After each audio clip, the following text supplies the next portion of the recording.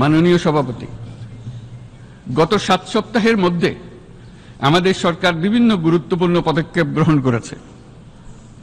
আমাদের অনুরোধে সাড়া দিয়ে জাতিসংঘের মানবাধিকার বিষয়ক হাই কমিশনার বাংলাদেশের গণ আন্দোলনকালে সংগঠিত মানবাধিকার লঙ্ঘনের বিষয়ে বিস্তৃত অনুসন্ধান এবং এইসব বিষয়ে ঘটনার পুনরাবৃত্তি রোধে পরামর্শ প্রদানের জন্য একটা ফ্যাক্ট ফাইন্ডিং কমিশন গঠন এবং তার কাজ শুরু করার জন্য দ্রুত বাংলাদেশে পাঠিয়ে দিয়েছে। আমি তাকে বাংলাদেশের পক্ষ থেকে অশেষ ধন্যবাদ জানাচ্ছি। দায়িত্বভার গ্রহণের 2 সপ্তাহের মধ্যে আমরা গুম প্রতিরোধে যে আন্তর্জাতিক কনভেনশন রয়েছে তাতে যোগদান করেছি।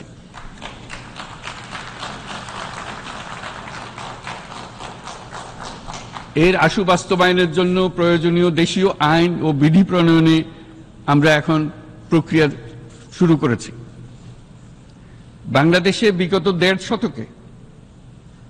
বাংলাদেশে গত 1.5 দশকে যে সমস্ত গুমের অভিযোগ রয়েছে সেগুলো তদন্ত করার জন্য একটি তদন্ত কমিশন এই মুহূর্তে কর্মরত আছে। মানুষের আস্থা, আত্মবিশ্বাস ফিরিয়ে আনতে এবং নির্মম অতীত যেন আর ফিরে না আসে কোনোদিন, সেই জন্য আমরা কিছু সুনির্দিষ্ট খাতে সংস্কারকে অগ্রাধিকার দিয়েছি।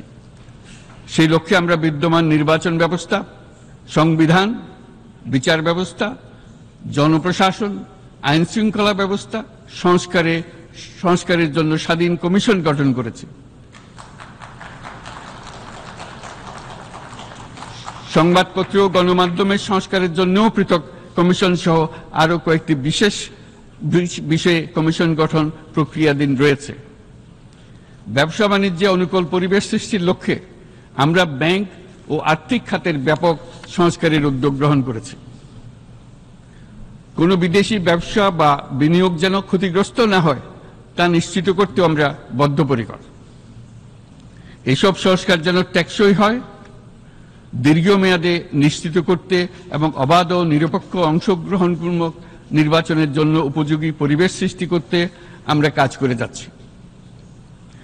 গণতন্ত্র, আইনের শাসন, সমতা, সমৃদ্ধি অর্জনের মাধ্যমে একটি ন্যায়ভিত্তিক সমাজ হিসেবে আত্মপ্রকাশের অভিপ্রায় বাস্তবায়নে আমি বাংলাদেশের প্রতি আন্তর্জাতিক সম্প্রদায়ের সমর্থন ও গভীরতর সম্পর্ক গঠন করার জন্য আহ্বান জানাচ্ছি।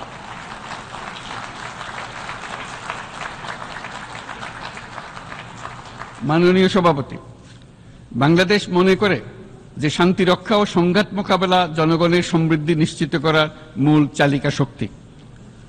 সাম্প্রতিক বিপ্লবকালে আমাদের ইতিহাসের সবচেয়ে কঠিনতম সময়ে জনগণের মুক্তির আকাঙ্ক্ষা পূরণে তাদের পাশে দৃঢ়ভাবে দাঁড়িয়ে আমাদের সাহসী সশস্ত্র বাহিনী সমূহ আরো একবার শান্তির প্রতি তাদের অঙ্গীকার প্রমাণ করেছে।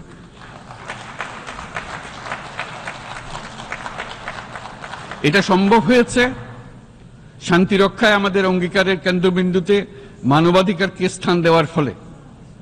জাতিসংঘের পিস বিল্ডিং কমিশনের সূচনা লগ্ন থেকেই শান্তি রক্ষার মতো শান্তি বিনির্মাণেও বাংলাদেশ সমান অঙ্গীকার ব্যক্ত করে এসছে।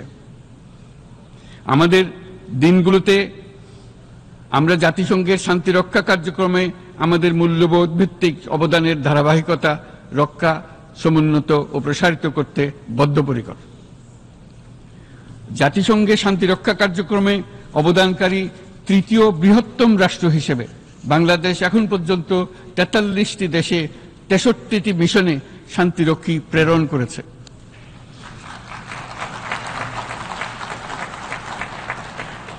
বসনিয়া থেকে শুরু করে কঙ্গো পর্যন্ত বিশ্বের বিভিন্ন প্রান্তে এসব মিশনে দায়িত্ব পালনকালে 168 জন বাংলাদেশি শান্তিরক্ষী নিজেদের জীবন বিসর্জন দিয়েছে। আমরা আশা করি যে কোনো অবস্থায় নানা প্রতিকূলতা সত্ত্বেও জাতিসংঘের ভবিষ্যৎ শান্তিরক্ষী কার্যক্রমগুলোতে বাংলাদেশের প্রতিরক্ষা বাহিনীর সদস্যরা একইভাবে অবদান রাখার সুযোগ পাবে।